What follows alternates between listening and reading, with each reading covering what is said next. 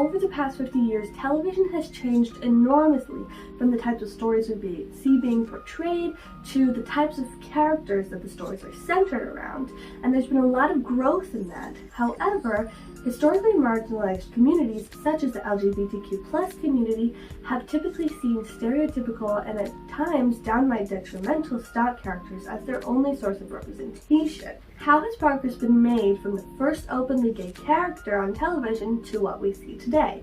Furthermore, how does our worldview of television impact our worldview of sexuality? Today we're going to look at how the evolution of sexuality on television has led to us thinking about sexuality as a spectrum. So just to start us off, a lot of people still view LGBTQ+ characters as a threat to their family values. So I want to address that first. There's a tendency to over-sexualize sexual orientations that differ from ours, and that's always been the case. This warps our view of the people around us. And television is really great because it's a way for us to experience stories from a distance. That's why we watch television. It's safe for us. That's why we watch comfort movies. We can re-watch the same things over and over again because we know what to expect. We can go through that adventure from a distance. So it's easy to see how if you feel like that's a threat to your community and you're seeing someone who's very different from you, how to distance yourself even more, especially if you feel like you're not necessarily seeing those people in real life. In the Midwest, even though we do have LGBTQ people, of course, everywhere, you might be a lot less likely to see them in this part of the world in your own little circle than somewhere else in the world. So if you feel like you don't know many people like that in real life, you're only seeing it in the media or television, it can seem like it's very different than how your world actually is. So you can see how that might seem like a threat. Now, I'm not saying that's okay, and I do believe that it is a family value to teach LGBTQ healthy love and characters. But we just want to make sure that we understand that that's how, for lack of a better word, the other side is seeing this. So in this video, we're going to examine 3 key points. First, we're going to dive into the history of LGBTQ characters on screen, and we're going to destigmatize their presence on screen from the get-go. Number 2, we're going to examine the evolution of sexuality in television, and we're going to look at how this has led to our more current trend of depicting sexuality as a fluid spectrum. And number 3, we're just going to celebrate where we are now. It's going to be fun. So in 1972, Vincent Schiavelli, and I hope I'm saying his last name right, Vincent Schiavelli's character, Peter Panama, became the first recurring openly gay character on sitcom daytime television. In the show, The Corner Bar, which was run by ABC. Now, a lot of these episodes have been lost. They only aired for 2 seasons. It was very short-lived, and it didn't really receive much of any reputation or cult following, and a lot of the episodes have been lost because they only aired once. There has been no reruns since then. So it's often forgot about when in discussions with LGBTQ representation. Just 5 years later, Billy Crystal played Jody Dallas on the 1977 sitcom Soap. Danny, don't make this difficult for me. I mean, what you're doing is saying that you can't accept me if I'm gay. You're not gay. I am. That's ridiculous. How can you be gay? I mean, we're brothers, and I'm not gay, so you're not gay. Anyway, you're too good in sports. Danny, that has nothing to do with it. You're not gay. Jody's character is widely well known as one of the first recurring gay characters and is seen as a huge step forward in progress for representation.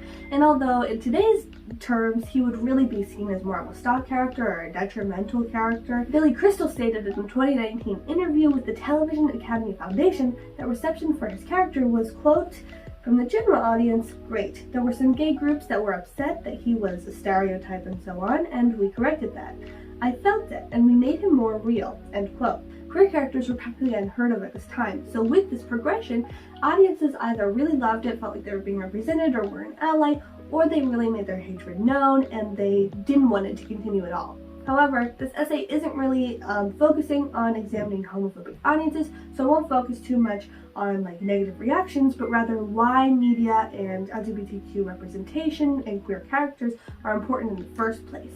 So to do that, let's look at the 2005 University of Minnesota study, the Parasocial Contact Hypothesis. The study wanted to combine the researchers' knowledge of 2 well-known works. Gordon W. Alport's 1954 book, The Nature of Prejudice, which discusses contact theory or intergroup theory, and the 1956 Horton and Wohl mass communication study, which defines what authors have entitled the parasocial interaction. Let's define those terms. Contact theory states that interpersonal contact can be one of the strongest ways to reduce prejudice between majorities and minorities. The parasocial interaction can be described as the human brain experiencing a character on television in the same way that they would experience a one-on-one interaction in real life. In other words, as quoted in the mass communication study, quote, "One of the most striking characteristics of new mass media, radio, television, and the movies, is that they give the illusion of face-to-face relationship with the performers," end quote. Think of the character Ahmed Nadir from the Dan Harmon comedy Community. Abed's character related more heavily with characters he spent time with from his extensive knowledge of TV and movies than he did with most people in the real world. There's a really interesting video essay from the YouTube channel The Take that explores Abed and the parasocial relationship further and with deeper information. The University of Minnesota study combines these two ideas into its 2005 study, the Parasocial Contact Hypothesis.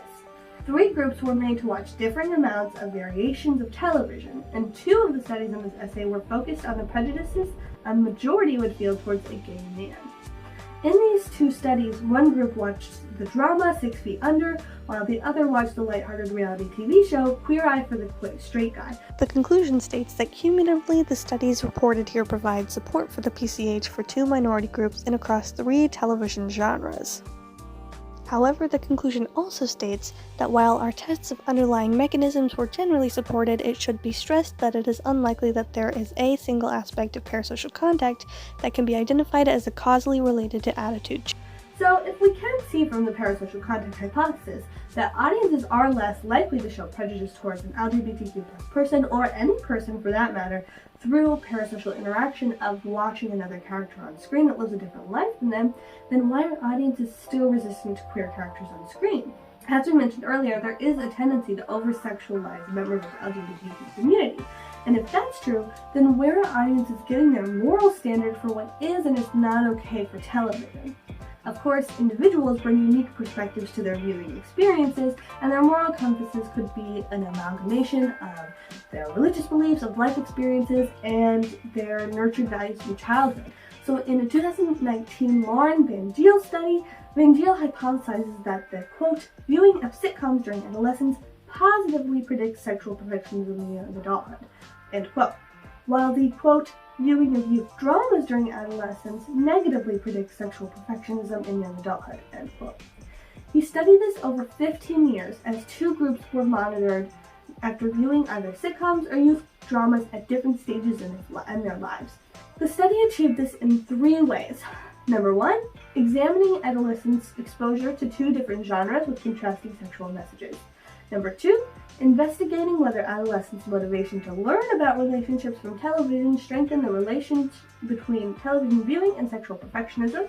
And 3, evaluating when the impact of sexual perfectionism beliefs and sexual satisfaction may be at its strongest by testing a long-term longitudinal design over 15 years.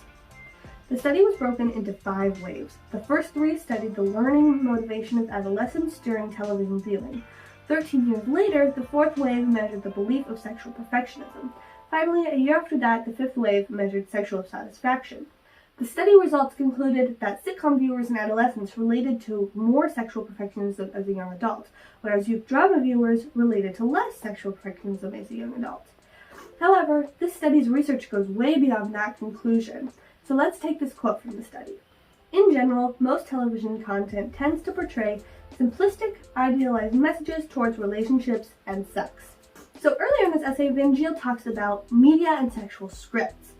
There he states, if adolescents who do not yet have a very clear or stable cognitive scripts about sex are exposed to media messages in which sex is portrayed as simple and perfect or as a meaningful act that can have both positive and negative consequences for romantic relationships, they may adapt their cognitive scripts about sex to be either more or less in line with the stereotypical sexual perfectionism script. This explains how audience members attach their sexuality and sexual experiences to the parasocial interactions they've had while watching television. When adolescents watch relationships in television, they use those scripts in the future in place of any experience they may be lacking. Going back to the quote, Van Geel also says, when they are repeatedly exposed to these similar messages throughout their formative years, these cognitive scripts are expected to become more strongly anchored and defining for their perspectives on sexuality. When they get older and become sexually active in romantic relationships, their expectations will be guided by the sexual script. If individuals endorse a sexual perfectionism script, they may find that their actual sexual experiences do not fully meet these idealized standards, which can negatively impact their satisfaction. So not only does the television we watch shape our sexual scripts for future relationships, but as we grow older, those scripts evolve into what we think our expectations should be for romantic and sexual fulfillment. This proves that just as much as heterosexual individuals need to see themselves represented because they use media scripts to shape sexual behaviors and expectations, LGBTQ people rely on the same thing. If we look back at the discussion from the Van Geel study, there was an unexpected twist within the results. More surprising are the positive associations between overall TV viewing and relationship and sexual satisfaction, as prior research suggests TV's portrayal of sexual interactions in general would have a negative overall impact. This quote shows that the parasocial interactions that build our sexual scripts and perfectionism scripts also correlate to a higher sexual satisfaction.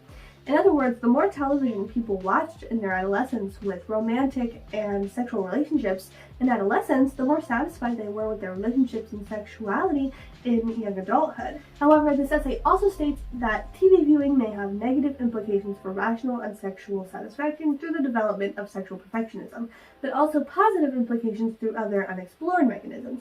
So take that all with a little bit of a grain of salt. With all of this research, we can really see how important it is to have healthy relationships on screen. This is true for both heterosexual and queer audiences. So now that there's evidence pushing towards healthy LGBTQ relationships on screen, let's examine how television has evolved over time. For this next point, we're going to look at a few characters, both confirmed or canon queer characters and hypothesized queer characters, and we're going to compare them to the LGBTQ representation of the past. First, let's talk about one of the biggest shows of the 2010s. Glee. During its height, Glee amassed over 9 million viewers with a total of 194 award nominations and 78 wins. The show also created a strong fan base with LGBTQ+ viewers, winning 7 Gay and Lesbian and Bi People's Choice Awards in 2010 alone. The show, which follows the lives of an underdog high school show choir redeeming their former glory, pays tribute to and celebration to everything that makes individuals unique. Kurt Hummel, one of the original 5 Glee Club members from the show's pilot, journeys through his own self-discovery in season 1. Over the season, he comes back to his father and classmates and gradually accepts himself for who he is. Not only that, but Kurt manages to soften the prejudices of his peer and soon-to-be stepbrother, Ben Hudson. Finding solace and acceptance in characters like Kurt, cheerleading duos in Hannah Lopez and Brittany S. Pierce, and heartthrob Blaine Anderson, LGBTQ+ teens and young adults clung to this show like no other.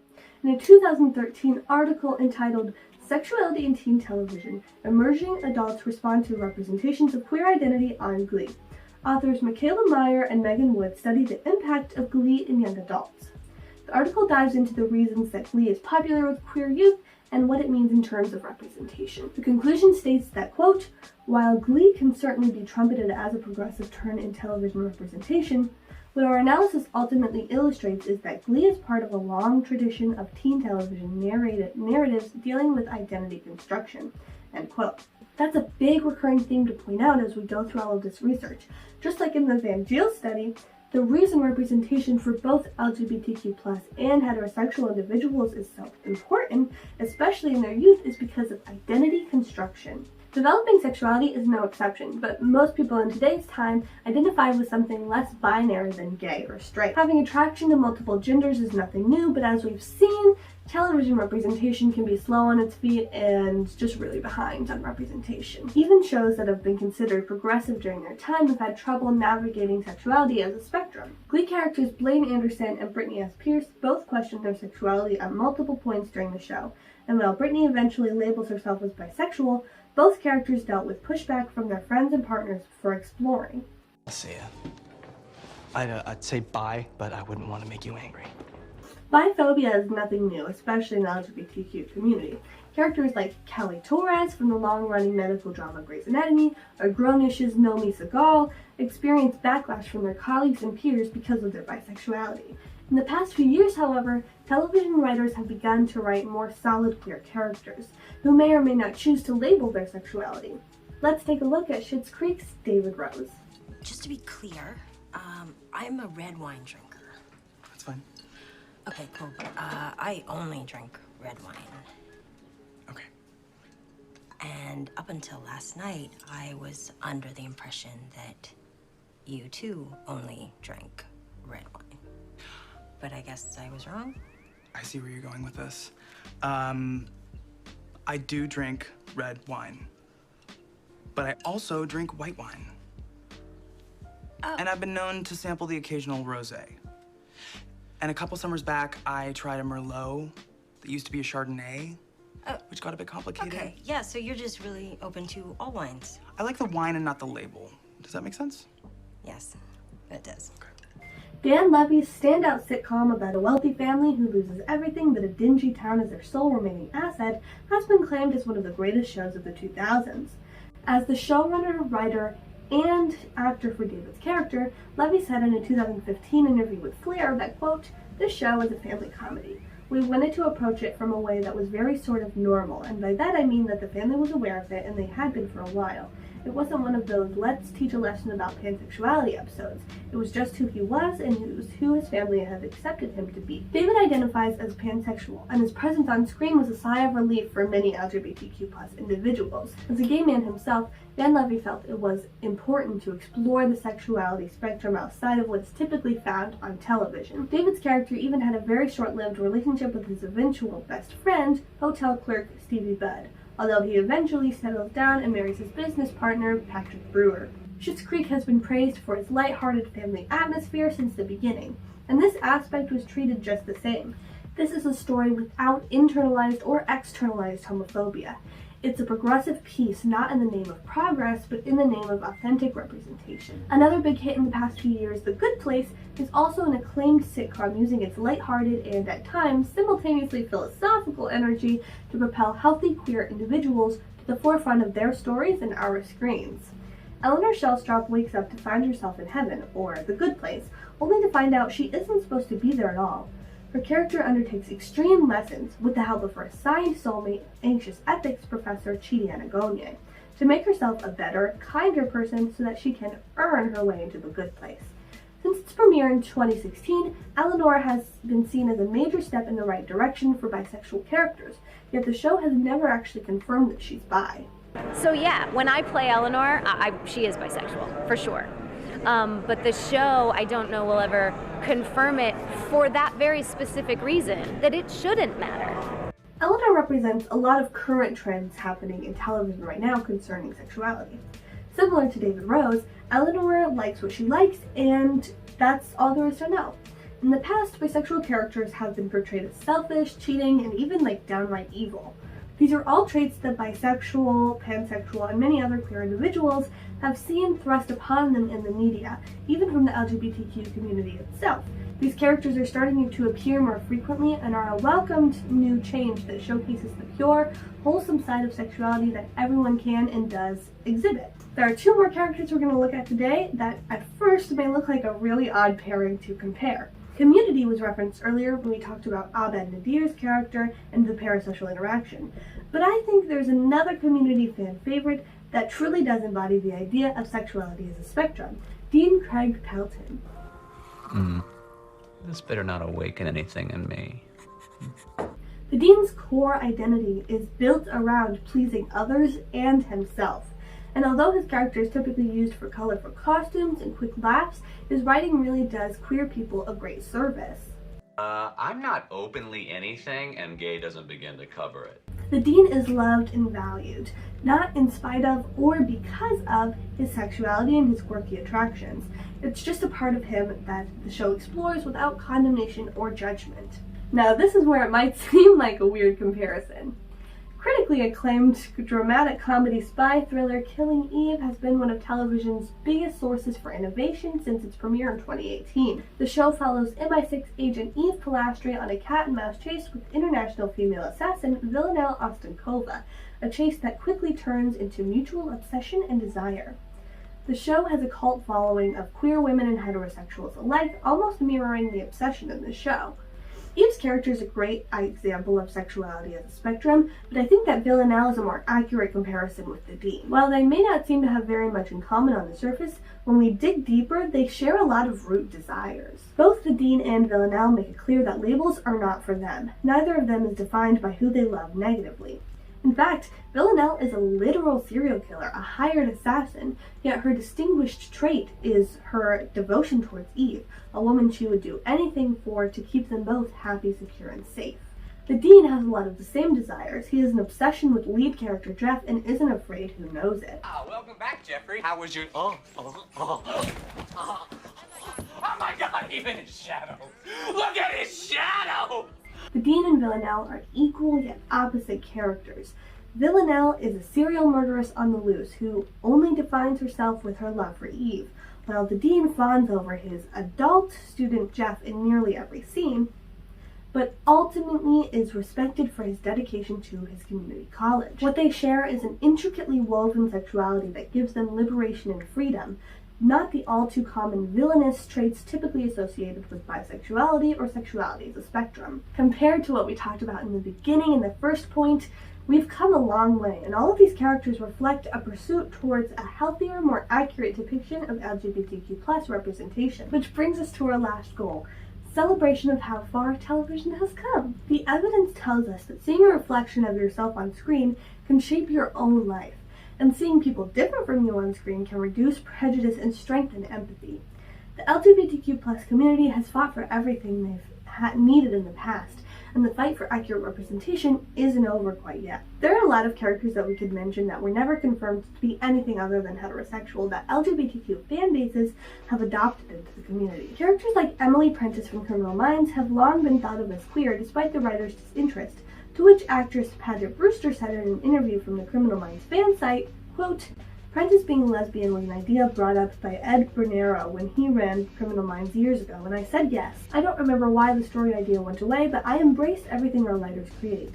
I would be happy to play Emily as bisexual or gay because I trust our team will do it well and honorably, end quote. Whether it's a gay character with inaccurate representation or a character that is not canonically associated with being queer but has been adopted by the LGBTQ+ community, what everyone is really searching for is a reflection of themselves on screen. When television writers open their work to examine a spectrum, not only of sexuality but of many different defining traits, somewhere there's an audience of people exclaiming that they've finally been seen.